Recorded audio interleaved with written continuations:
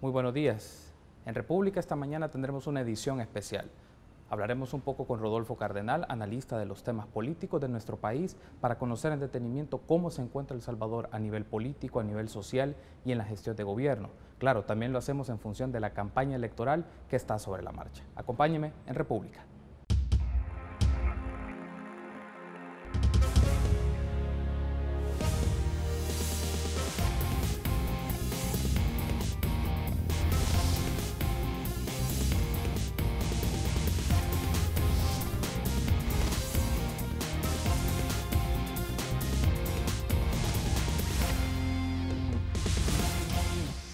Muy buenos días, qué gusto que nos acompañe en esta edición especial de República. Les saludo Carlos Monterrosa. ¿En qué ocasión nos encontramos? Martes 2 de octubre del año 2018 y vamos a hablar un poco sobre la coyuntura política de nuestro país. Nos interesa tener un análisis a profundidad de qué está ocurriendo en nuestro país a nivel político, a nivel social, pero también nos interesa ver un poco el rumbo de la campaña electoral, las posturas que van a estar ofreciendo los partidos políticos y los candidatos a la presidencia y a la vicepresidencia, pero también hacer una lectura, una evaluación de la gestión gubernamental. Y es un gusto para mí recibir a Rodolfo Cardenal en este espacio de República, que ha tenido la gentileza de recibirnos en su oficina en el Centro Monseñor Romero de la UCA. Buenos días, gracias por recibirnos, Padre Cardenal. Días, muchas gracias. Gracias, muy amable por recibirnos esta mañana y un poco el preámbulo, hablar del perfil de Rodolfo Cardenal. Él nació en Managua el 29 de noviembre de 1950, él es parte de la Compañía de Jesús. Entre sus estudios es filosofía, la licenciatura en filosofía obtenida en la UCA de San Salvador, también una maestría en historia en la Universidad de Texas Austin y también un bachillerato eclesiástico en teología en Barcelona.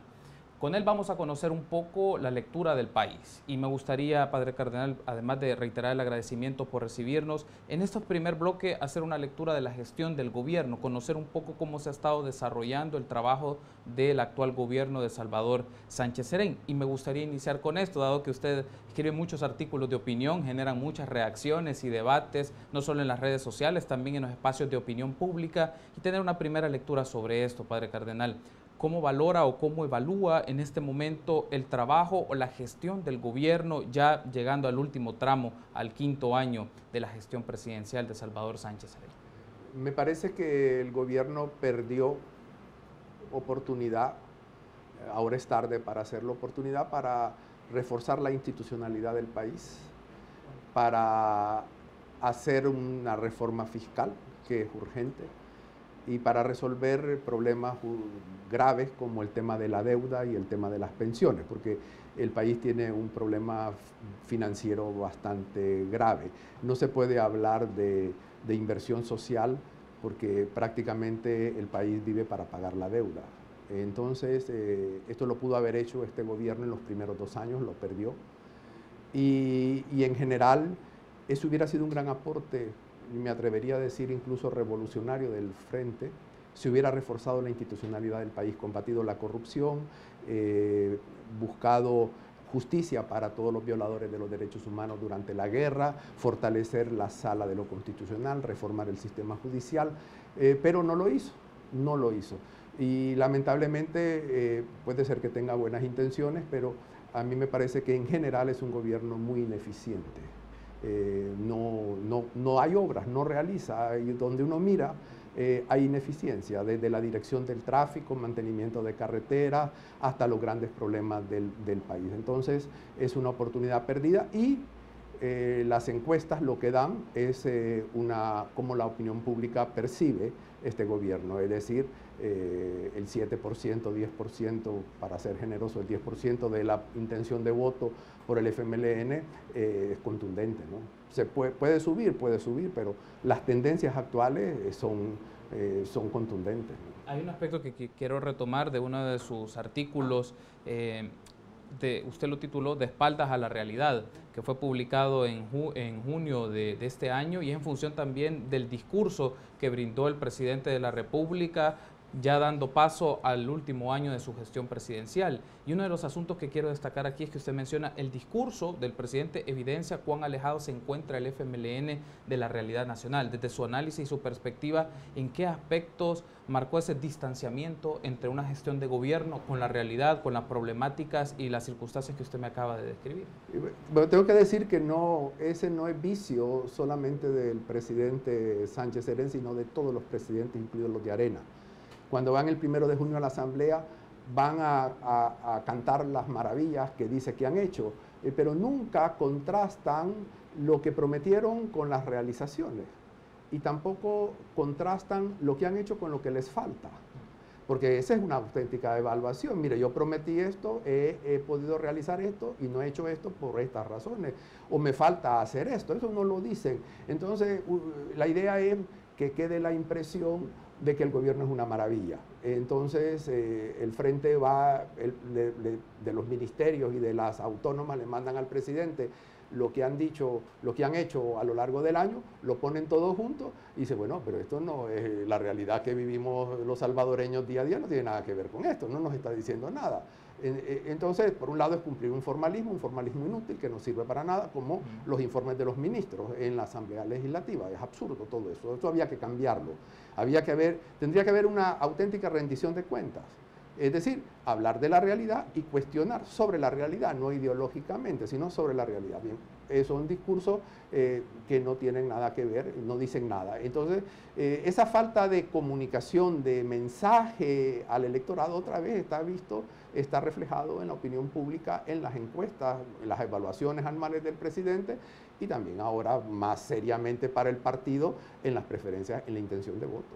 ¿Por qué considera que los gobiernos, y me menciona, no solo es una situación del FMLN, ha sido de gestiones y gobiernos anteriores, no desarrollan este ejercicio de contrastes entre avances y fracasos? Es decir, hemos logrado en ciertos tipos de programas, de políticas, lo siguiente, pero también no logramos esto por otras razones. Lo que usted me ha mencionado es qué marca de que los gobiernos no asuman esa capacidad de hacer autocrítica, pero a la vez contrastar sus acciones con sus fallos, pero también con sus aciertos. Pues porque no hay cultura de la autocrítica, no hay cultura de la evaluación. Y en la campaña electoral reciente, como en las últimas, hablaron mucho de transparencia. La transparencia es un tópico. Pero la transparencia quiere decir evaluar. Ahora el gobierno actual, creo que en los últimos años, ¿no? Yo estas cosas no las sigo muy de cerca, pero esos informes de transparencia, pero si los que le llevan al funcionario son empleados públicos, ¿qué van a decir? Es decir, una auténtica rendición de cuentas, usted me dice, mire, me pinta usted la realidad del ministerio que dirige, y me permite a mí preguntarle y cuestionarle por qué no ha hecho esto, por qué, y usted me responde. Pero en realidad es un monólogo para exaltar lo bien que hacen las diferentes dependencias del gobierno. Eso no es rendición de cuentas, es pura publicidad y de la mala, además. Se discute mucho que estos ejercicios de rendición de cuentas, como los denomina el gobierno, y llegar a las comunidades solo es un ejercicio para buscar legitimidad, pero en algunas ocasiones no se divulga necesariamente porque por momentos hay contrastes y hay gente que replica o critica lo que pasa Pero no consigue la legitimidad porque no es un monólogo del presidente o del funcionario. No es un monólogo primero porque habla solo él y habla las maravillas que ha hecho. Puede ser que tenga obra buena, pero tiene que contrastar y decir, miren, no he podido realizar, por ejemplo, en salud. ¿Por qué no nos explican por qué razón los hospitales no están abastecidos? ¿O por qué razón el Seguro Social tiene el servicio que tiene? Hay que ir a las dependencias del Seguro Social para ver la masificación, las horas que pasa la gente, cómo la tratan, cómo la atienden, y eso que están pagando el servicio.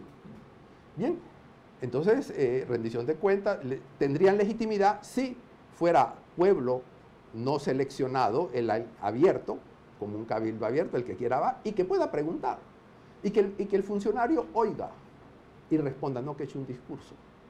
Porque entonces un monólogo no es rendición de cuentas, y no le da legitimidad. La legitimidad la van a tener los gobiernos o los gobernantes cuando hablen con la realidad en la mano y expliquen las razones de esto y del otro, de sus decisiones. Mientras no hagan eso, no ganan legitimidad.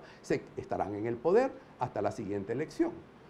¿Qué es lo que les ha pasado a los dos partidos grandes que se han encontrado sorpresivamente, con una impugnación masiva de la gente menor de 45 años que rechaza esa manera de hacer política de Arena y del Frente. Y me estoy refiriendo al movimiento de Nuevas Ideas.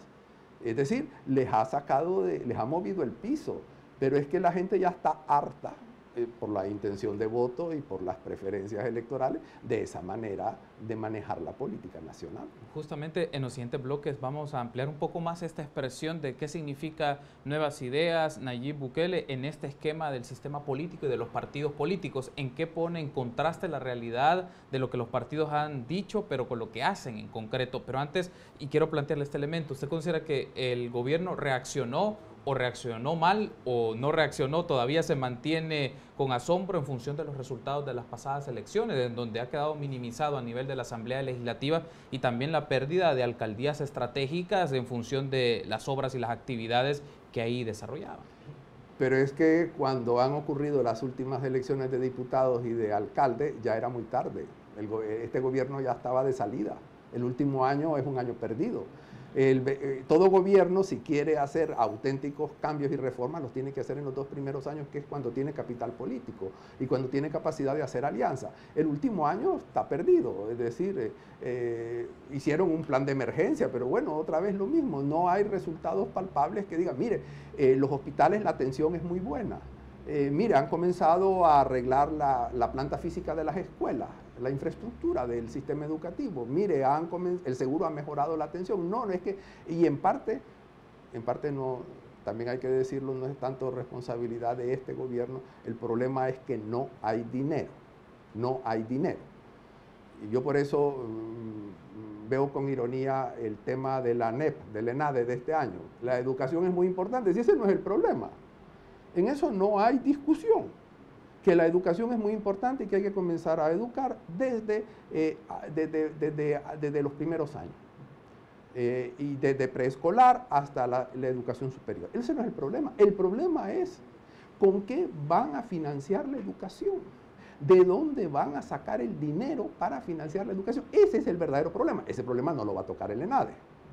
Pero lo demás es una carta al niño Dios. Ya lo sabemos, nadie lo pone. Ni la izquierda ni la derecha pone en cuestión la importancia de la educación para el desarrollo del país, para el desarrollo económico, para el bienestar de la... Eso no está en cuestión.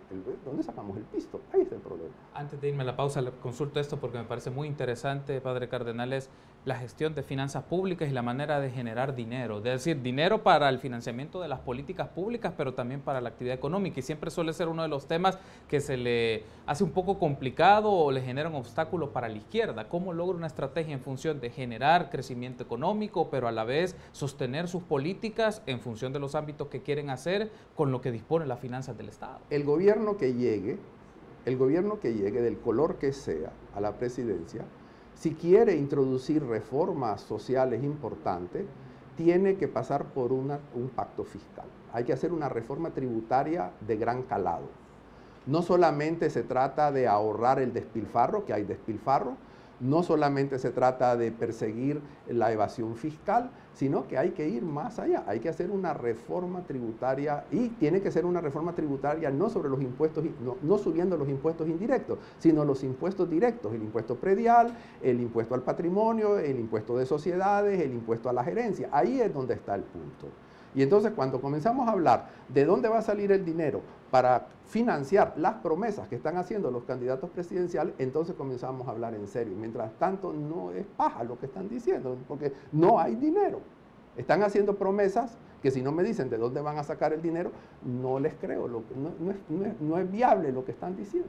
Debo de hacer una pausa, padre Cardenal, pero me gustaría que en los siguientes bloques toquemos esto de qué significa ser izquierda en este momento y derecha en este momento. Y esto en el esquema político, cómo irrumpe una expresión que ya está en un partido político y que se vuelve en una de las figuras, me refiero al caso de Nayib Bukele, una de las figuras con números favorables en las encuestas y que puede darle las condiciones para convertirse en presidente en función también de la estrategia que pueda hacer el FMLN o Arena. Tenemos que hacer una primera pausa, regresamos.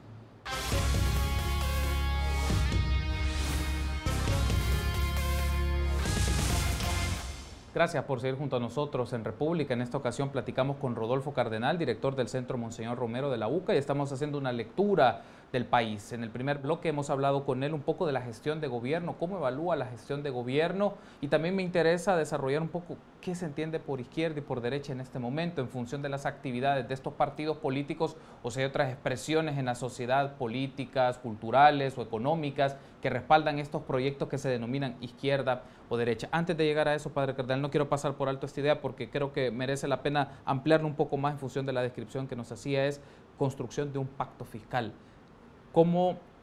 ¿Qué actitud requiere la construcción de un pacto fiscal? Porque no es solamente los poderes políticos en la Asamblea Legislativa y en el gobierno, implica también expresiones sociales organizadas, universidades, sectores empresariales. ¿Cómo constituir un pacto fiscal? Porque se necesita, si no este país va a tener, si no es que lo tiene ya, serias dificultades en su financiamiento. Bien, el pacto fiscal, bueno, el pacto fiscal es una decisión política, por lo tanto compete a los diputados. Y si los diputados, vamos a decir, dejemos el FMLN descansando por ahora.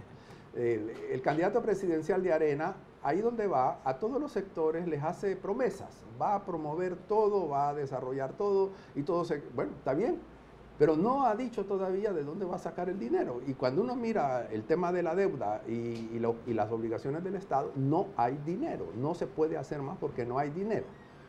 Entonces, eso es una decisión política que tiene que pasar, que compete a los diputados, a la Asamblea Legislativa, y compete al Ejecutivo presentar el proyecto. Y claro, habrá que hablar y negociar con el sector privado. Yo estoy seguro, convencido que el sector privado la gran empresa privada organizada, agremiada, va a decir que no, que es un despojo, que es un robo, que la economía se va a estancar, va apocalíptico, va a decir que no.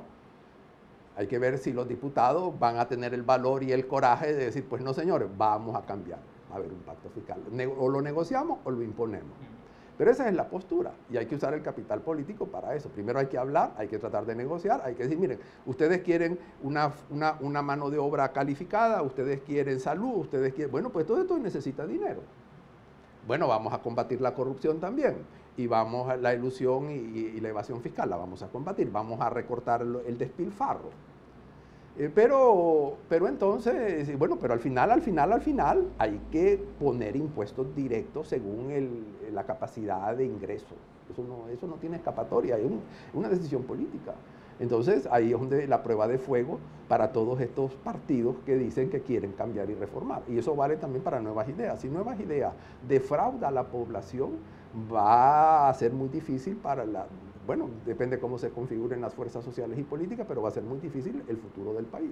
Es decir, que vamos a darle un respiro al FMLN y hablemos un poquito de Arena, si le parece. ¿Qué significa, desde su análisis, qué significa la derecha en este momento en El Salvador? Y si su marco ideológico o su esquema, si quiere, su composición de ideas, resuelve o tiene clara la manera en cómo quiere resolver los problemas del país. ¿Cómo lee usted a la derecha de El Salvador? Bien, yo diciendo, no se puede hablar de la derecha sin hablar de la izquierda, porque la una es la otra. Bien, eso depende.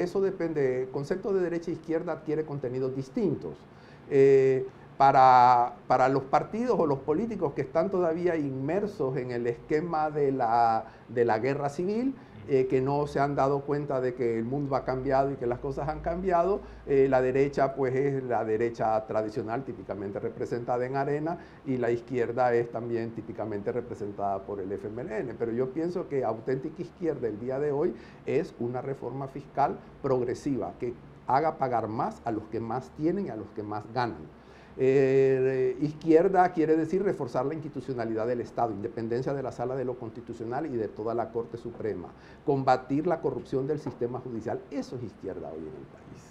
Que puede parecer que eso no es la revolución socialista o el socialismo del siglo XXI. Bueno, esos son utopías irrealizables. Quizás algún día, pero eso no es el problema. Para llegar ahí hay que dar pasos y hay que ver el bienestar de la gente. Y estas cosas están a la mano. Estaban a la mano de los gobiernos del frente. Desde Mauricio Funes, eso lo tenían a la mano. Pudieron haberlo hecho. Yo no me acabo de explicar por qué razón no lo hicieron. Y entonces, en definitiva, aunque el frente algunos tienen un discurso radical, pero en la práctica no son. Los gobiernos del frente han seguido la misma política neoliberal de Arena, no han hecho mayor cosa, han repartido útiles. Han repartido útiles, zapatos, han repartido uniformes, han dado a paquetes agrícolas, pero más allá de eso no han asegurado el futuro del país, reforzando la institucionalidad. Parte del discurso un poco de la izquierda en esto es que no lograron estas gestiones es porque están sitiados en función de grupos políticos, grupos de poder, sectores empresariales y también oposición legislativa que no les... ¿Para usted es válida esa idea? El problema que tiene Arena y que tiene el Frente es que cuando tienen que decidir, no deciden lo que es razonable, deciden pensando en la próxima elección. Entonces, si el gobierno del Frente introduce una propuesta de ley que es beneficiosa, es buena para el país, buena para la gente, pero claro, le va a dar popularidad al Frente, entonces Arena no la aprueba. Y viceversa. Porque viven pensando en la siguiente elección. Y entonces, al final, eso se les ha revertido, tal como se presenta el panorama de la elección presidencial ahora, se les ha revertido. Porque no han dado ni un solo paso importante, porque así no se puede gobernar, no se puede legislar, porque no legislo, aunque todos dicen, todos los candidatos dicen que están amantes del pueblo salvadoreño, dispuestos a servir al pueblo, a entregar su vida por el pueblo, pero cuando tienen propuestas sobre la mesa, el caso del agua y el saneamiento, ahí eso es un bien para el pueblo, que eso sea un bien público no privatizable. Bueno, no se atreven a dar el paso. El Frente no lo pudo haber hecho, el Frente no lo quiso hacer, no sé por qué. Entonces, ¿por qué? Y Arena no aprueba. Porque no eligen magistrados para la Sala de lo Constitucional, lo mismo, están pensando en la siguiente elección, están pensando en sus propios intereses, el uno y el otro. Entonces, así no, el país se estanca como estamos. Me mencionaba que no se puede hablar de derecha sin comprender a la izquierda y entender un poco esa lógica. ¿Usted considera que por sus acciones, ya sea Arena en su gestión de gobierno por 20 años, el FMLN por 10 años, se fue erosionando, se fue desgastando esta lógica del sistema de partidos que tenemos? Y es decir, ¿está dando como los vicios de que está falleciendo y puede surgir algo nuevo o todavía habrá un tiempo? Los partidos son necesarios y las elecciones son necesarias, pero eso no es toda la democracia. La democracia pasa por cerrar la brecha entre el sector que gana, que percibe o que capta la mayoría del ingreso nacional y la inmensa mayoría que se queda con una proporción mínima del ingreso nacional. Por ahí pasa la democracia también. Y la democracia pasa por igualdad de oportunidades sociales para todos, pero para eso necesitamos financiamiento. Entonces, sí, los partidos se han desgastado, precisamente por ese juego, en gran medida, de no deciden o no apoyan o no hay proyectos nacionales porque están pensando en la próxima elección. Y si yo apruebo, como he dicho antes, una propuesta buena para el país, pero la propone el otro partido, no doy los votos o no acompaño, como les gusta decir a los diputados. Y viceversa, entonces están estancados.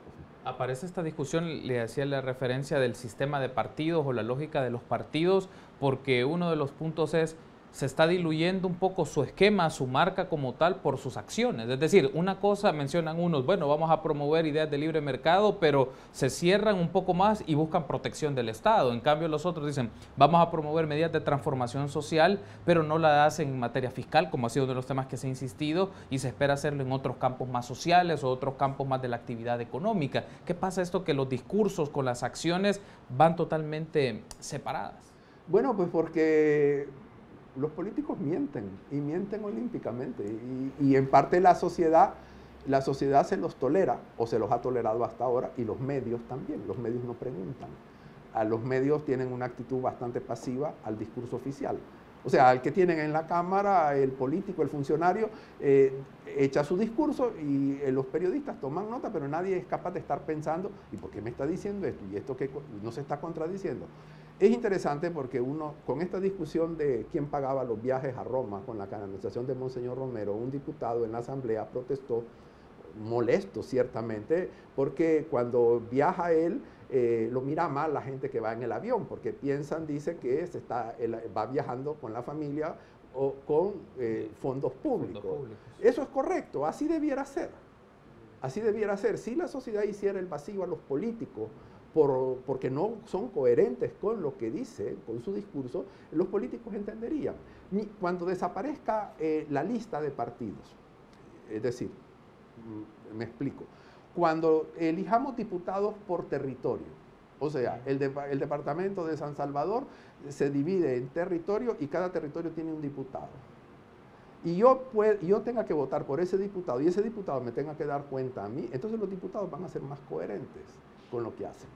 Porque van a tener que irle a explicar a esa gente que votó por ellos por qué no han hecho lo que prometieron, o van a sentir más presión. Pero cuando se vota de esta manera que votamos, por lista o por nombre, pero el nombre no está más que asignado a un departamento y el departamento es muy grande, entonces se difumina el control sobre el diputado y la relación del elector con el elegido. No sucede lo mismo con las municipalidades, porque el alcalde tiene que estar en relación directa con la gente. Y es curioso porque la votación de alcalde no se rige tanto por partido, sino por la persona. Es decir, si la persona, la gestión municipal es eficiente, eficaz, cercana a la gente y resuelve sus problemas, el alcalde tiene asegurada o la alcaldesa tiene asegurada la reelección. O si da garantías, lo eligen. Pero claro, el diputado se pierde en el departamento y en el partido y entonces no da cuenta a nadie y puede hacer lo que le dé la gana.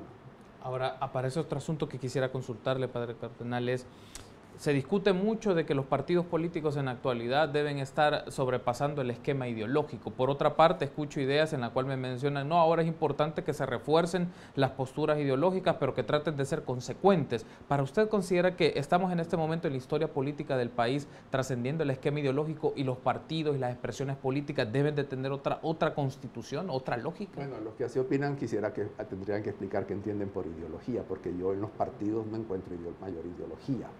Hay oportunismo. Hay oportunismo y, como digo, el oportunismo es claro para mí cuando no deciden porque están pensando en la próxima elección y lo que propone el adversario, aunque sea bueno, no lo voto, porque va a ganar popularidad y no quiero que gane popularidad. Eso no es ideología, eso es oportunismo.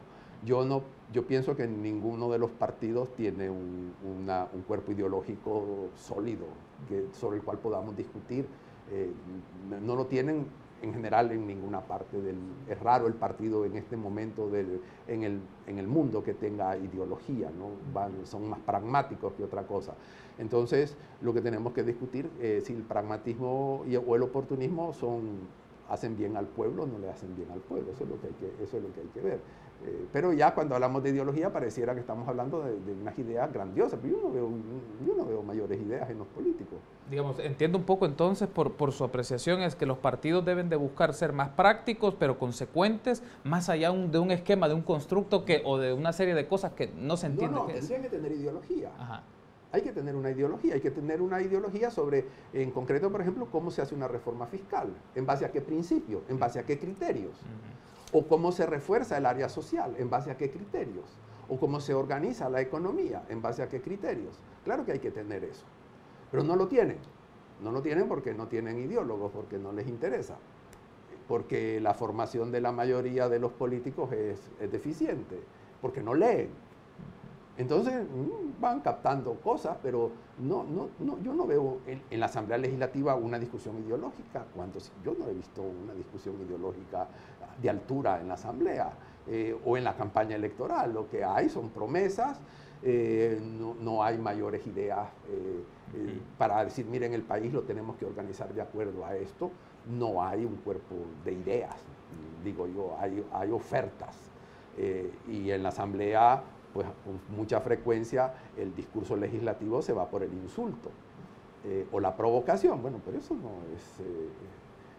o por qué, vamos a ver, ¿por qué está trabada la elección de la sala de lo constitucional? No por ideología, porque además tienen ya los mejores, es decir, es cuestión de entre los 7 primeros quedarse con 4, ya está, pero no es ese el tema.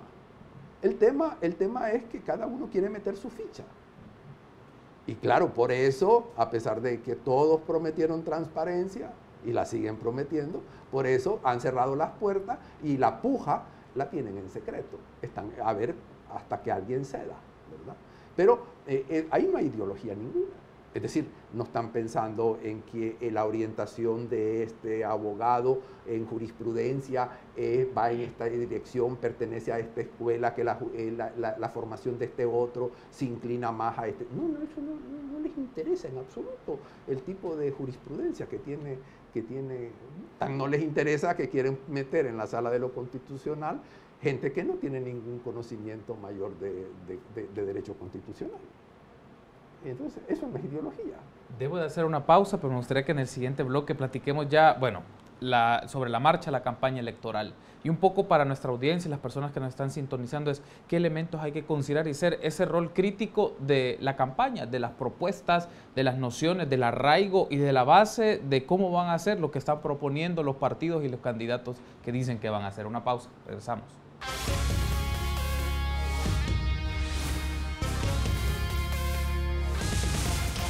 Gracias por continuar junto a nosotros en República. Seguimos en esta plática que tenemos con Rodolfo Cardenal, director del Centro Monseñor Romero. Estamos en AUCA, en San Salvador. Ahora bien, me gustaría que platiquemos un poco, Padre Cardenal, sobre el proceso de la campaña.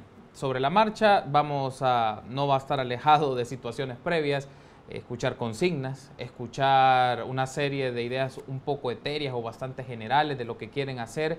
Pero para esto, por la elección que se va a desarrollar el próximo año, 2019, viene este punto. ¿Qué elementos, como los ciudadanos, las personas que nos están sintonizando, qué elementos deben de tener en consideración para tener una postura más crítica de lo que van a decir los distintos candidatos a la presidencia y a la vicepresidencia? Es decir, ¿qué elementos deben de ser de referencia para contrastar el discurso con situaciones que son lógicas y que se pueden hacer? Yo lo que le diría a los ciudadanos, mejor dicho, a aquellos que se reúnen con los candidatos, cuando les hacen las promesas que les hacen, que les pregunten cuál es el presupuesto de esa promesa y de dónde sale el dinero. Porque si no hablamos de pistas, si no vamos a lo concreto, y lo concreto aquí es financiamiento, no hay promesa que valga. Entonces, yo eso es lo que diría. Me sorprende cómo el Tribunal Supremo Electoral y el establecimiento político del país, la institucionalidad tan formal, tan exigente de la ley, tolera que Arena y el Frente estén haciendo campaña. Pues están en campaña, tienen meses de estar en campaña. Y el Tribunal Supremo Electoral, pasivo totalmente. Eso pasa porque el Tribunal Supremo Electoral no es independiente, está controlado por uno y otro partido. Entonces, pero están violando la ley. Entonces, los mismos que dicen que van a respetar la ley, ya la están violando de entrada conscientemente, porque los dos grandes partidos están en campaña.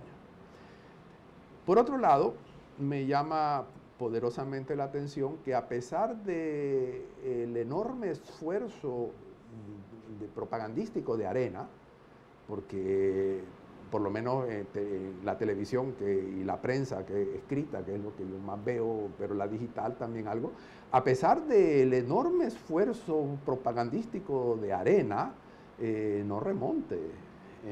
Es decir, porque si alguien está invirtiendo millones en campaña electoral, es Arena. El Frente más modesto tiene menos recursos, por lo menos de momento, pero a pesar de que los dos, pero Arena, el esfuerzo económico propagandístico de Arena es mayor, no remonta según lo que dan las encuestas actuales. ¿Se puede revertir el resultado? Se puede revertir. De momento eso es lo que da, pero a mi juicio, hasta donde yo entiendo cuestiones de opinión pública, los resultados de todas las encuestas son muy consistentes. Puede cambiar, sin duda, pero los resultados son consistentes. Entonces dice uno, pensando empresarialmente, para la inversión que están haciendo, sobre todo Arena, los resultados que están obteniendo es un fracaso, ¿no? Entonces, bien, mientras no cambien de estrategia, y el problema que tienen los dos partidos grandes, a pesar de las coaliciones y eso, es que ya no convencen, la gente ya está saturada, ya no. Y entonces el sector joven, según entiendo yo, de los 45, alrededor de los 45 años para abajo, el que no ha vivido la guerra, el que no está metido en el esquema polarizado Arena-Frente, esa gente se ha ido por nuevas ideas. Y justo quiero preguntarle un poco sobre esto. Para usted, desde su lectura, no solo en el tiempo, histórica, también en estas circunstancias, ¿qué representan Nayib Bukele? ¿Qué representan nuevas ideas? ¿Es una materialización del descontento o se están dando condiciones para que emerja una expresión partidaria con el lenguaje del siglo XXI, por denominarlo de esta forma? Bueno, pienso que primero, negativamente, es manifestación de un descontento masivo, sobre todo en el sector más joven del cuerpo electoral. También es que ven oportunidad tienen una esperanza, hay una expectativa y quieren probar. Por eso antes he dicho que si Bukele y Nuevas Ideas si llegan a la presidencia y fracasan, eso va a complicar mucho el futuro porque va a ser otro desengaño. ¿Cómo va a ser el futuro? No lo sé, pero sería catastrófico para el sentir popular. Pero, por ejemplo, en zonas que han sido bastiones del FMLN, me decían a mí que la gente joven toda es de Nuevas Ideas. Los padres son del frente, y lo mismo está pasando en bastiones de Arena. Bueno, y estamos viendo cómo alcaldes y mandos medios tanto del PDC como del PCN se están pasando a Nuevas Ideas. Es decir, gente relativamente joven. Por lo tanto, algo les dice, tiene un mensaje, despierta expectativa. En cambio, los otros están desgastados, no tienen credibilidad. El problema es que no tienen credibilidad, y no tienen credibilidad porque no pueden mostrar obra buena, es decir, obra en beneficio de la gente, solo palabras y promesas.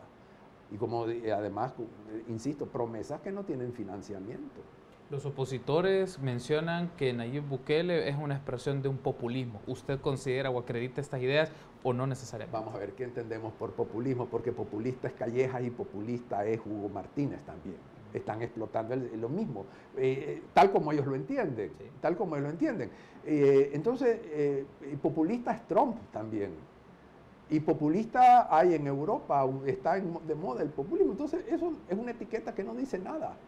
Lo que tienen que explicar, los que así piensan, lo que tienen que explicar es por qué Nuevas Ideas y Bukele, a pesar de todos los obstáculos que les han puesto para inscribirse como partido, para inscribir la candidatura, porque vaya que han puesto obstáculos, y muy hábilmente además, han sido muy hábiles. A pesar de eso, la candidatura está inscrita, y a pesar de eso, y a pesar de ir con Gana, que no es, digamos, un partido, no tiene nada que ver con Nuevas Ideas como partido, sigue captando la mayoría de la intención de voto y del voto real. Entonces, eso es lo que tienen que explicar. ¿Por qué Arena y el FMLN no captan ese voto y por qué se ha ido para el otro lado? Uno de los asuntos que aparece acá, ya que hablamos de la relación Nayib Bukele, Nuevas Ideas con el partido de Gana, es Nayib Bukele es un político que necesita un partido para competir, pero Gana también es un partido que ahora ve opciones reales para llegar al Ejecutivo. ¿Cómo usted ve ese consorcio de Nayib Bukele, Nuevas Ideas con Gana, además de la constitución del partido como tal y un poco las críticas alrededor de cómo han obrado algunos de los personajes del partido Gana? Bien, creo que Gana lo que quiere es figurar. Si gana las elecciones, las presidenciales, Gana, no creo yo que tenga, hasta donde yo entiendo, puede que esté equivocado, no aspira a gobernar el país desde el Poder Ejecutivo, pero sí ganar las elecciones porque eso le da popularidad y le da espacio político. ¿Por qué al final Nayib Bukele se inscribe en Gana? Pues porque le fueron cerrando todas las puertas. Y en eso ha mostrado una enorme habilidad política. Supo sortear todas las dificultades que le fueron poniendo. Entonces, y eso es lo que encoleriza, los que tiene que tener, no solo coléricos a las otras dirigencias, sino sumamente nerviosas. Entonces, una opción que pueden tomar es recurrir a la campaña sucia para boicotear la campaña la campaña electoral, es decir, las noticias falsas, toda esta suciedad nueva electrónica que ha aparecido, ¿verdad? No sé, vamos a ver si la elección va a ser limpia o no va a ser limpia, o la campaña va a ser limpia, mejor dicho, ¿verdad? Pero tienen que estar sumamente nerviosos, yo lo entiendo. Aparece otro asunto aquí, usted mencionaba, bueno, las encuestas de una u otra forma están mostrando cierto nivel de consecuencia en algunos datos, y uno de estos es que el FMLN, a comparación de procesos electorales de años anteriores, en este momento está en una seria desventaja. Aparece en un tercer lugar con el candidato Hugo Martínez, que tiene preferencias de voto entre el 10, 12%, 7%, dependiendo de las casas encuestadoras, pero no es un porcentaje relevante. El asunto aquí es ¿puede significar este momento para el FMLN de recomponerse y replantearse, y eso puede implicar perder las elecciones o sacrificar elecciones, pero en función de sostener su lógica como partido y buscar más asentamiento a la realidad? Eso va a depender de la capacidad que tenga la dirigencia del frente de renovarse y repensar las cosas. Hasta ahora no han sido muy flexibles, que digamos. Pienso que en los dos partidos grandes y en los otros, el PCN y el PDC, para poder hacer una refundación tendría que desaparecer completamente toda la dirigencia que viene de la guerra y dar paso a la gente joven, que tiene formación universitaria, que ha salido del país, que tiene visión amplia, que puede tener otras ideas, pero eso es transformar completamente el partido y olvidarse de la polarización de la época de la guerra civil y previo, antes, ¿verdad?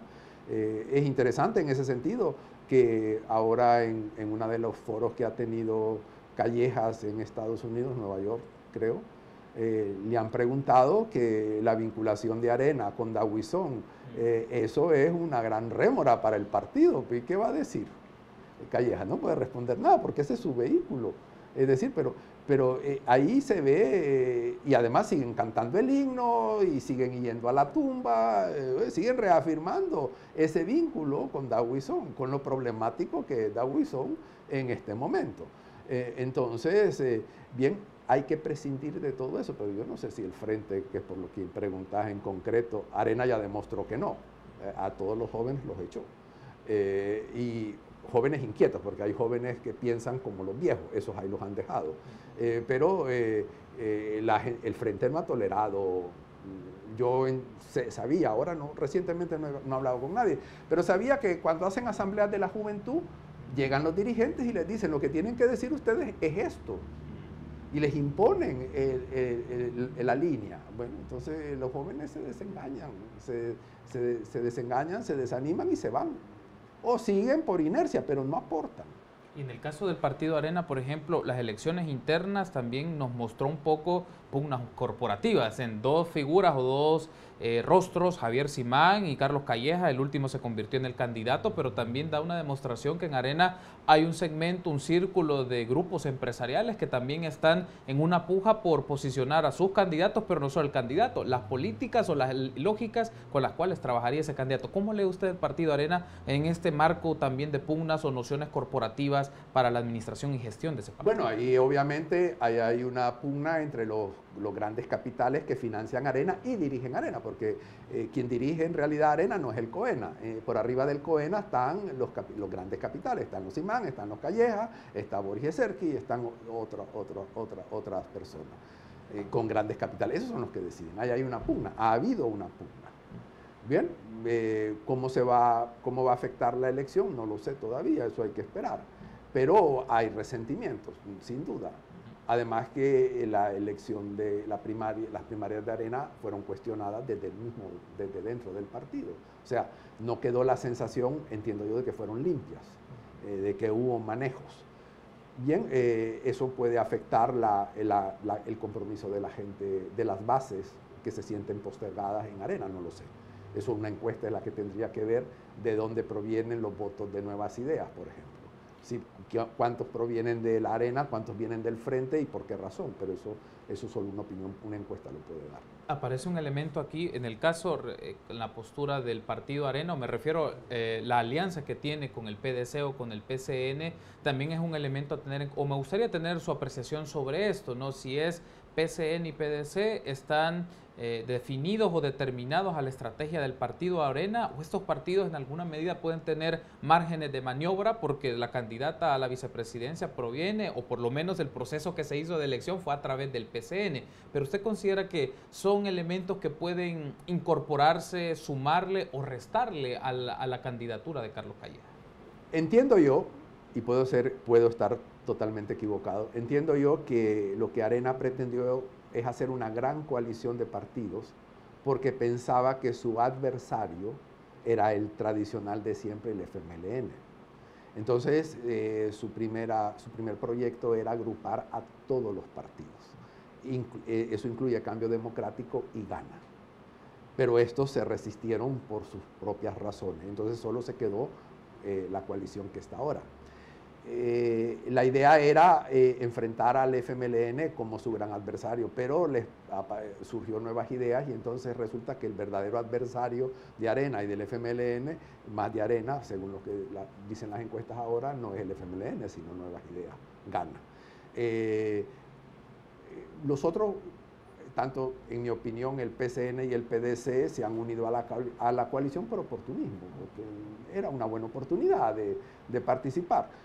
Y lo de la candidatura vicepresidencial de Callejas es otra ficción, es un artificio.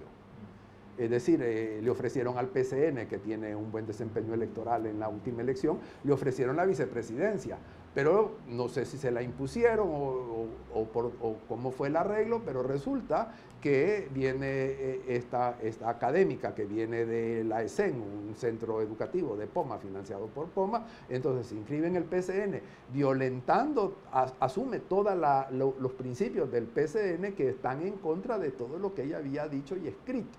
Eso no lo ha explicado todavía cómo se come esta inconsistencia.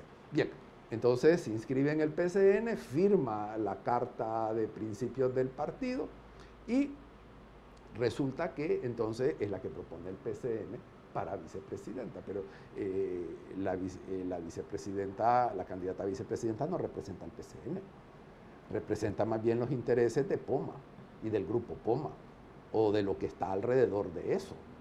¿Ven? Esas son las ficciones. Y mal que bien, la gente intuye las cosas, ¿verdad? Eso lo intuye. Y por eso también hay algunas voces del PCN que han protestado por ese juego. Entonces, cuando critican a Nayib Bukele por toda la peregrinación de Nuevas Ideas a cambio y después a Gana, bueno, ¿por qué no critican a Arena por todo este juego? No hay consistencia, no hay coherencia en las críticas. Ahora, hay otro asunto que quiere incorporar, es parte del ejercicio de la campaña, pero usted lo mencionó en algún momento de la plática que llevamos, Padre Cardenal, es el rol del Tribunal Supremo Electoral. Me mencionaba un Tribunal Supremo Electoral que ha permitido que los candidatos, en este caso Arena y el FMLN, han estado en ejercicio de campaña antes del periodo como está definido, pero ¿qué se puede esperar de un Tribunal Supremo Electoral con su configuración y también un poco los antecedentes que tienen en la gestión de procesos electorales, considerando que las presidenciales marcan más tensión, más expectativa y sobre todo en donde se puede tener una idea de un comportamiento electoral un poco más marcado que cuando son las elecciones legislativas y municipales? Bien, hay la responsabilidad de los partidos políticos que no han querido reformar el sistema. Deberían de separar la gestión de las elecciones del tribunal, de lo que es un tribunal electoral. Y el tribunal electoral debe ser independiente. Es decir, no debiera tener ningún tipo de vinculación ni estar controlado por los partidos, sino ser un tribunal que juzga el comportamiento de los partidos políticos. Y otra cosa es la gestión. No lo hacen porque no les conviene. Así como ha habido una gran lucha para que, como suelen decir ahora, transparenten, que no lo hacen, de dónde viene el financiamiento de los partidos. Y eso es muy importante porque eso te indica quién está pagando y, claro, las obligaciones que contraen esos candidatos con quien los ha financiado, así de sencillo. A veces no es parte de la discusión, pero quien financia a los partidos políticos y la política es al final quien tiene el poder de toma de decisión, no, que influye. El dicho popular suele decir que quien paga el mariachi pide la canción. Pues sí, así es. Debo de hacer una pausa, Padre Cardenal, pero me gustaría que en los siguientes bloques también hablemos un poco de la lógica de construcción de acuerdos de país. Me ha mencionado que el pacto fiscal es uno fundamental, pero me gustaría saber si hay otras nociones de acuerdos de país en el marco de la institucionalidad, en la gestión de recursos claves, como el caso del agua particularmente, si son una de las áreas donde se deben de buscar entendimientos entre las expresiones políticas y entre las expresiones sociales, como uno de los puntos. Tenemos que hacer una pausa, regresamos.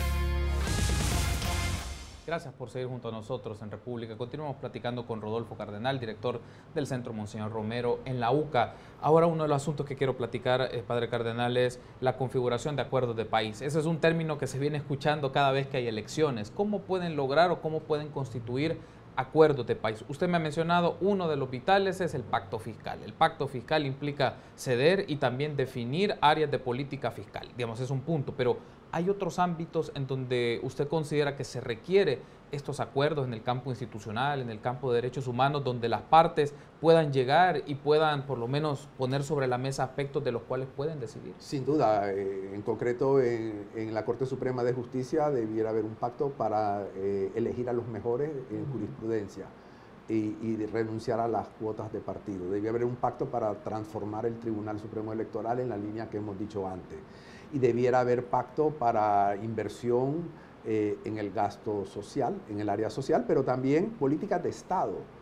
En concreto, por poner un ejemplo, en el área de salud, la ministra anterior estableció un proyecto de salud que funcionó, estaba funcionando bien, llega la nueva ministra y entonces como ella tiene que hacer algo, entonces decide desmontar lo que había dejado la otra y comienza con otro proyecto. Bien, así no se puede.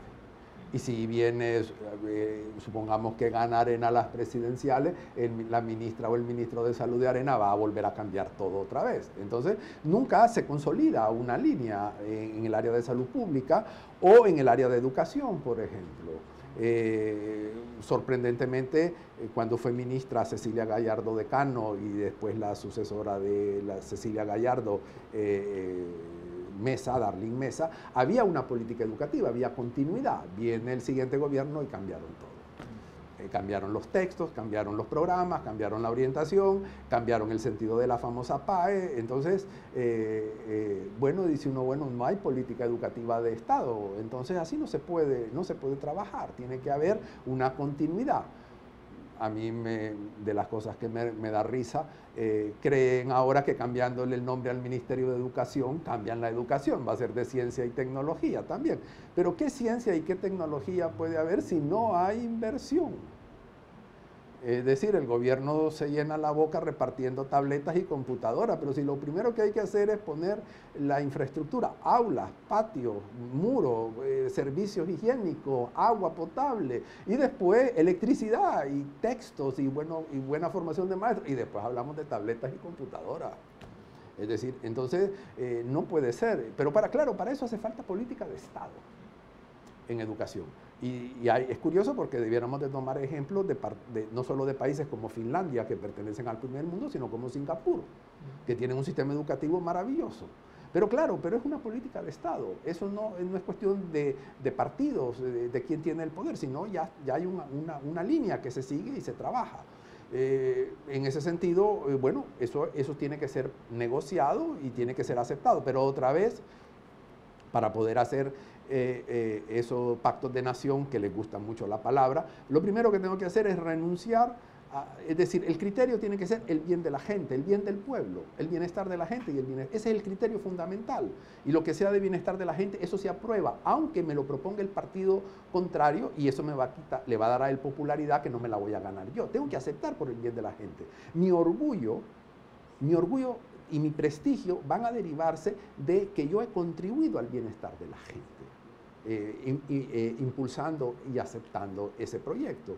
O yo propongo el proyecto y convenzo a los otros que hay que apoyarlo. Bueno, eso es lo que hay que hacer, pero eso está fuera del alcance de las mentes de los políticos. Se menciona un poco que para hacer políticas de estas características, Padre Cardenal, con una lógica de Estado y composición de las diferentes expresiones sociales, requiere personas que son estadistas y demócratas. ¿Usted ve alguno en esta generación o en esta expresión generacional en la política salvadoreña, o debe de provenir desde otras fuentes y desde otras lógicas para construir ese tipo de política? Bueno, no sé, yo pienso que lo que tiene que haber es, deben de presidir los ministerios y las autónomas, primero gente que sepa. Es decir, un médico, por muy buen médico que sepa, si no entiende de políticas públicas de salud, no puede dirigir el Ministerio de Salud. Y lo mismo vale para el de educación. Puede ser muy buen maestro, puede ser un gran académico, pero si no tiene experiencia de política pública, no puede ser ministro de educación. ¿Por qué? Porque entonces se vuelven ineficientes, inútiles, y crean más conflicto de lo que resuelven. Entonces, tiene que ser gente, primero, que sepa, y segundo, que tenga visión política de las cosas. Visión política en sentido amplio, no política partidista, y también que sea hábil para negociar, para conseguir financiamiento y para ejecutar. Es interesante ver desde hace tiempo, bastante tiempo, la poca capacidad de ejecución que tienen los gobiernos, tanto los de Arena como los del Frente, de la ejecución del presupuesto de inversión, por ejemplo. Eso significa que son unos inútiles los funcionarios, porque no invierten, está asignada la cantidad para inversión, no la invierten. Entonces es inexplicable. Por lo tanto, de eso depende en buena medida que un gobierno sea eficiente. Otro de los aspectos que aparece como, además de la eficiencia y la capacidad de inversión de sus montos en las políticas públicas, también es cómo gestionan, por ejemplo, su relación con otros países. Poco se habla de la política exterior, pero parece relevante en el ámbito de la cooperación internacional, el tema de las deudas y dónde se buscan acreedores, pero ¿cómo valora usted, cómo analiza el tema de la relación de los partidos políticos y los gobiernos con otros agentes a nivel internacional? Porque está en discusión el tema de China, está en discusión su relación con los Estados Unidos, está la política migratoria, el tema de generar inversiones. ¿Cómo ve como parte de políticas de Estado incorporar justamente sus vínculos con socios a nivel internacional?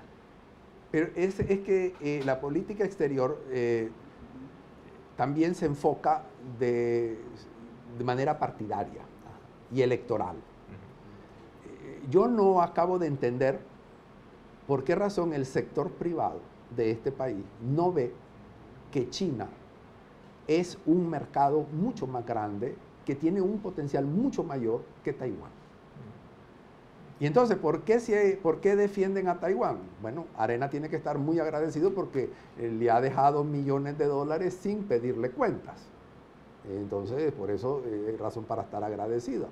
Arena. Pero es que además de eso, el potencial económico de China, y no necesariamente si me abro relaciones con China, no necesariamente cierro relaciones comerciales con Taiwán. Hay países que lo tienen si lo saben hacer. Pero entonces todo el escándalo, ¿cuál ha sido? El escándalo ha sido que lo hizo el Frente. Y entonces eso es todo el problema.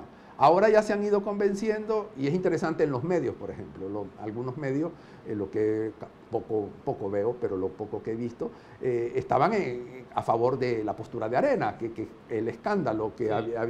¿Y qué resulta? Les han pagado un viaje a China y ahora están pasando, por lo menos en la televisión, grandes segmentos dedicados a lo que es China. Y esto es absurdo. Los chinos son muy hábiles, les han pagado el pasaje y están haciendo publicidad a China. Pues entonces, ¿dónde está la coherencia? ¿Dónde está la cabeza? ¿Dónde está la consistencia? Podemos discutir, ciertamente el gobierno de Sánchez Serén es criticable, primero porque la falta de transparencia, cómo se hizo la negociación, y segundo, la manera como trató a Taiwán. Es decir, hay maneras diplomáticas de hacer las cosas. De romper relaciones y establecer relaciones.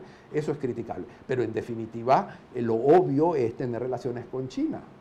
Y entonces resulta que dice, no, es que Estados Unidos se molesta y nosotros tenemos que mirar a Estados Unidos. Pero si Estados Unidos no mira por nosotros. Y eso lo dicen los más nacionalistas en el mes de la patria. Están preocupados porque el gobierno de Trump se ha molestado, porque hemos abierto relaciones con China. Pero al gobierno de Trump y a los otros gobiernos de Estados Unidos hay que decirle, pero mire, ustedes han abandonado a América Latina. Ustedes se han dedicado a otros problemas internacionales. América Latina no les interesa, no hacen nada. Y lo que dan dinero, son migajas. Entonces dice, ¿de qué se molesta usted?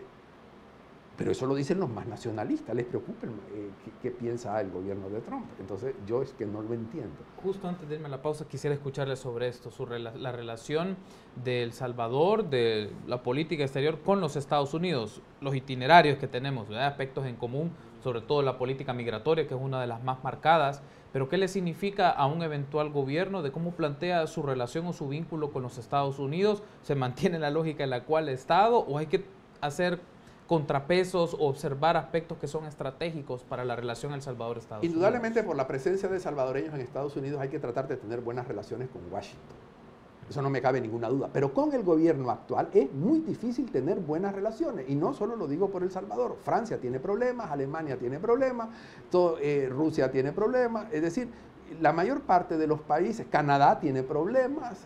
A ver México cómo resuelve el tema del Tratado de Libre Comercio, pero Canadá tiene problemas. No recibió Trump en Nueva York a Trudeau porque no le pareció recibirlo. Es decir, entonces es muy difícil con este gobierno en particular tener buenas relaciones, pero hay que tener buenas relaciones con Estados Unidos. Pero una cosa es tener buenas relaciones y otra es ir a entregar la soberanía a Estados Unidos. Es decir, tienen que ser unas relaciones respetuosas. Y claro, yo estoy convencido que mientras dure este gobierno, el problema migratorio no se va a resolver. Al contrario, toda la tendencia es a empeorarlo. A mí también me da cierta sonrisa cuando dicen los políticos de Arena, sobre todo. Dice que hay que preparar el país para recibir a los que van a deportar. ¿Cómo? Si no hay ni para los que hay, ¿cómo vamos a recibir a los...? Eso va a ser parecido cuando Honduras en el 68 expulsó a decenas de miles de salvadoreños de Honduras. Y yo era muy jovencito, me acuerdo, ahí estaba la gente en Santa Tecla durmiendo en la calle, en el frío. Y después vino la guerra con Honduras. No vamos a hacer guerra con Estados Unidos, obviamente. Pero lo que quiero decir es que pierden la noción de la realidad. Ojalá no los deporten, ojalá se queden, que puedan quedarse, pero va a ser muy difícil mientras dure este gobierno. La batalla hay que darle en Estados Unidos. Pero el gobierno o la Casa Blanca es muy temperamental. Y eso no es solo con El Salvador, es con todo el mundo. Entonces, pero hay que tener buenas relaciones con Estados Unidos. Pero también hay que tener, como suele decir también el refranero popular, no hay que poner todos los huevos en la misma canasta. Hay que tener relaciones con la mayor cantidad de países posibles y cultivarlas. Bueno, hoy está en la prensa que a Qatar pueden ir a trabajar los salvadoreños en construcción, para subir la construcción en El Salvador si se van a Qatar. Pero es que además lo que no dicen es que las condiciones laborales en Qatar son terribles, son esclavizantes, aparte de otra serie de condiciones culturales y religiosas. Eso no lo dicen. Bueno, pero esa no es solución. Es decir, hay que buscar buenas soluciones y tener buenas relaciones. Otra cosa ha sido la migración planificada a Canadá y a Australia en un determinado momento. Canadá también está buscando ahora, entiendo, trabajadores. Bien, esas son buenas, hay que cultivar eso. Debo de hacer una pausa y me gustaría que en el último bloque hagamos una retroalimentación de los puntos que hemos desarrollado y sobre todo quiero incorporar un elemento, la canonización de Monseñor Romero. Me gustaría escucharles sobre esto. Una pausa, regresamos.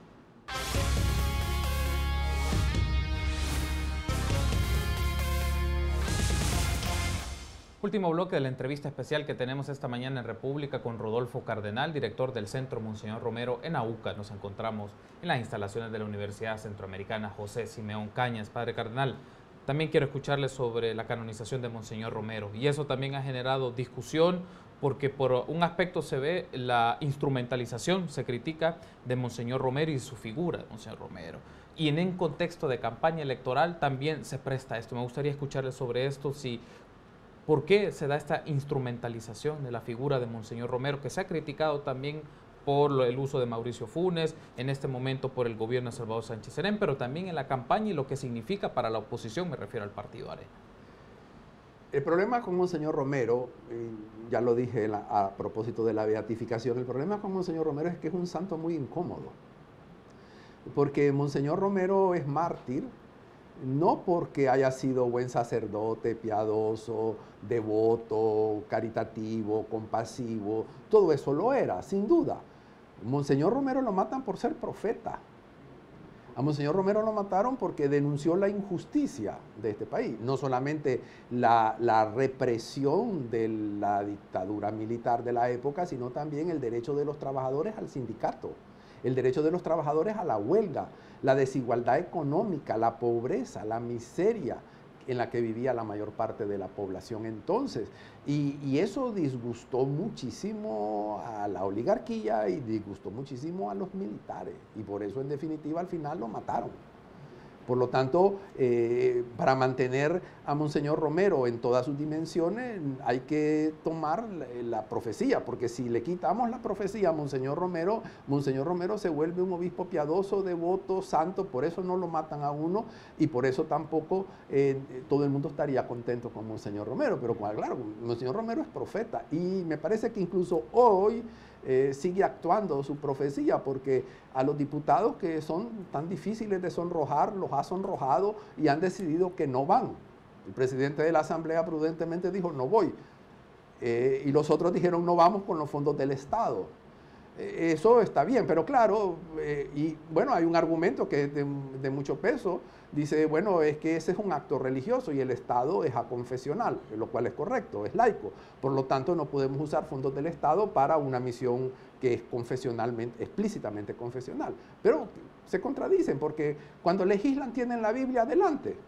Entonces, si es un Estado laico, no pueden usar fondos para actividades confesionales, pero tampoco la Biblia.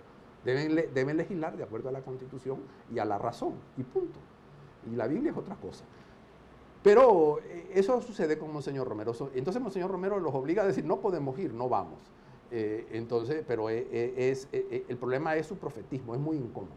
Y esa incomodidad, me gustaría escucharle sobre esto, en función de la consonancia con valores y actitudes de Monseñor Romero, en cómo se materializa en la vida de la sociedad y sobre todo en los partidos políticos, en los políticos, en las autoridades políticas, la consonancia entre valores, entre principios y actitudes pregonadas por Monseñor Romero, pero también la incomodidad de los señalamientos que hacía de las circunstancias en el país. Bueno, una cosa que les molestó muchísimo, Monseñor Romero dijo, miren, yo no tengo nada que ver con el gobierno, mi relación no es con el gobierno, y renunció a tener trato desde el comienzo con el gobierno militar, de Molina y después de Romero. Monseñor Romero dijo, mi sitio está con el pueblo, que está oprimido, explotado y reprimido. Yo es con el pueblo. Entonces, cuando al pueblo lo traten bien, entonces yo voy a estar contento. El criterio de él era la identificación con la gente, y la gente por eso desde siempre lo consideró santo. Entonces, eso es un problema. O hay una frase famosa de Monseñor Romero que le dijo a la oligarquía, que tiene una gran validez porque la desigualdad económica sigue. Quítense las joyas y los anillos antes que les corten los dedos. Hoy no hay quien corte los dedos, obviamente, entonces era la guerrilla. Pero eso de decir, mire, no podemos... Hoy se habla, expresa un deseo muy profundo de que ojalá Monseñor Romero una a la sociedad salvadoreña. Ojalá, es un deseo, pero es una utopía. Porque ¿alrededor de qué nos vamos a unir? Alrededor de Monseñor Romero. Muy bien, ¿qué aspecto de Monseñor Romero? Es decir, su santidad, su devoción, su piedad, su compasión, eso no es ningún problema. Ahí no hay problema con la unidad, es como la selecta. La selecta nos une a todos, aunque pierda.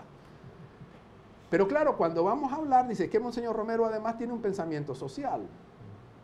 Porque dice que el evangelio tiene que traducirse en igualdad económica, social y política, que hay que la dignidad humana, que no se puede asesinar, que no se puede robar, etcétera. Entonces, pero eso, ahí es donde la unidad tiene que darse alrededor de eso, y eso ojalá se diera, pero va a ser muy difícil. ¿Ve usted entonces, por como me lo plantea, Padre Cardenal, es Monseñor Romero como el símbolo que puede resultar muy conveniente para todas las expresiones, pero Monseñor Romero en la obra, en la profecía, como usted me lo manifiesta? Entonces, ¿qué logra que si estas expresiones políticas no lo hacen, expresiones de la sociedad que puedan buscar en función de la profecía, de las acciones y no de la figura simbólica? Bueno, es que hay dos, de momento 2 o 3 Monseñores Romero. El Monseñor Romero que se queda solo con la piedad, la devoción, el buen sacerdote, el buen obispo. Está la versión nacionalista, que se enorgullece de Monseñor Romero porque es salvadoreño, es un nacionalismo, pienso yo, bastante superficial, como el de la selecta. Nos unimos todos y nos olvidamos de diferencias y de disgustos y todos somos uno. Pero claro, salimos del estadio y los problemas están afuera, ¿verdad? Entonces hay una versión nacionalista, nos sentimos todos orgullosos porque Monseñor Romero es salvadoreño, un salvadoreño santo, maravilla. Y está la versión la versión más histórica de Monseñor Romero, el pueblo mira que fue quien lo defendió, que estuvo de su lado, ve el profeta y sabe que lo mataron por ser profeta. Y entonces, en este sentido, es más legítima la versión que tiene el pueblo de Monseñor Romero que las otras versiones. Las tres van a convivir, igual aparece otra, con alguna variante. Pero no se puede despojar a Monseñor Romero de su profecía. Y hoy sigue siendo muy actual la profecía, porque aunque la modalidad es distinta, la desigualdad, la injusticia, las condiciones laborales de la gente, eso sigue siendo terriblemente espantoso. Es contrario a los principios evangélicos. Entonces, cuando el frente desde Mauricio Funes dice que se inspira en Monseñor Romero, pues la inspiración no se nota. Lo único, es un poco usar el nombre de Monseñor Romero en vano, ese gran cuadro, precioso por cierto, que está en Casa Presidencial, porque si Monseñor Romero guiara el gobierno no se hubiera comportado como se ha comportado. Ahora resulta que Callejas también es fanático de Monseñor Romero, y que su política de inclusión es la misma a la de Monseñor Romero. Bueno, yo quiero ver entonces la reforma fiscal, en qué consiste, cómo va a redistribuir la riqueza nacional, porque eso es lo que Monseñor Romero pedía. Para que hubiera paz y para que hubiera dignidad humana había que redistribuir la riqueza nacional. Y mediante medios políticos, obviamente. Estaba la opción armada de la guerrilla, pero eso no era la opción de Monseñor Romero. Entonces, es que lo demás son palabras vacías. Y es usar a Monseñor Romero, pero la gente no es tonta. El pueblo salvadoreño tiene una gran intuición, siempre la ha tenido y siempre vio en Monseñor Romero al profeta. Los profetas siempre son incómodos. En la escritura, todos los profetas acabaron mal, precisamente por ser profeta. Monseñor Romero lo fue y también acabó mal. Pero ahora lo exaltan. Y los que antes lo condenaron en nombre de Dios, porque era comunista, era un cura izquierdista, radical, etc., ahora resulta que con la exaltación en el Vaticano, cosa que aquí no se ha podido hacer justicia, cuando el Vaticano lo reconoce como mártir y como santo, entonces todos sus acusadores quedan desautorizados. Estamos llegando al tramo final, Padre Cardenal. Hemos tenido una plática muy interesante. Estoy seguro que la gente que nos ha visto la ha aprovechado. Uno de los aspectos que queda aquí, y usted lo ha mencionado también, del mensaje, del discurso y el posicionamiento de Monseñor Romero, es las condiciones estructurales que han propiciado en la desigualdad en este país. ¿Cómo ve el tema de la desigualdad? Lo quiero poner muy concreto en función de cosas que se pueden hacer, cosas factibles para ir desmontando una estructura de desigualdad que hay en El Salvador, pensando también en este momento, en este contexto de campaña electoral. Bueno, pues como estamos en el tema de la unidad, podríamos unirnos alrededor de una reforma tributaria a fondo. Es una manera de terminar con la desigualdad. Es decir, no atentamos contra la libertad de prensa, ni libertad de empresa, ni contra la propiedad privada, todo eso se sigue, pero como en los países del norte de Europa y Estados Unidos, la carga tributaria de Estados Unidos y los países europeos es enorme, mucho más grande que la de aquí. Entonces, ¿por qué? Es una manera de redistribuir la riqueza nacional. Bien, hagamos una reforma tributaria a fondo y unámonos alrededor de eso, en nombre de Monseñor Romero y del pueblo salvadoreño, de la igualdad de la gente.